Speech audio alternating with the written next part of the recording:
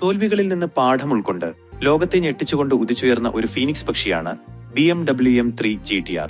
2000-കളിൽ പോർഷയുടെ ആധിപത്യത്തിന് മുന്നിൽ തളരാതെ നിയമപുസ്തകങ്ങളെ പോലും വെല്ലുവിളിച്ചാണ് BMW ഈ കരുത്തനെ നിർമ്മിച്ചത്. സാധാരണ M3 മോഡലുകളിലെ 6 സിലിണ്ടർ എഞ്ചിനുകൾക്ക് പകരം ട്രാക്കിനെ വിറപ്പിക്കാൻ ശേഷിയുള്ള P60B40 എന്ന 4 ലിറ്റർ V8 എഞ്ചിൻ അവർ ഈ കാറിൽ പ്രതിഷ്ഠിച്ചു.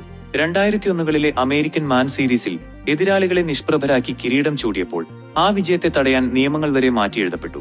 പക്ഷേ റേസിംഗ് ട്രാക്കുകളിൽ നിന്ന് അധികൃതർ അതിനെ പുറത്താക്കിയെങ്കിലും തോറ്റുകൊടുക്കാൻ ആ മെഷീൻ തയ്യാറായിരുന്നില്ല. 2005-ൽ need for speed most wanted എന്ന ഗെയിമിലൂടെ ആ വെള്ളി നിറത്തിലുള്ള കരുത്തൻ വീണ്ടും അവതരിച്ചു. വില്ലനായ റേസർ ചതിയിലൂടെ തട്ടിയെടുത്ത ആ കാർ തിരിച്ചുപിടിക്കാൻ ലക്ഷക്കണക്കിന് ഗെയിമർമാർ തെരുവുകളിൽ പോലീസിനോടും ബ്ലാക്ക് ലിസ്റ്റ് റേസർമാരോടും പൊരുതി.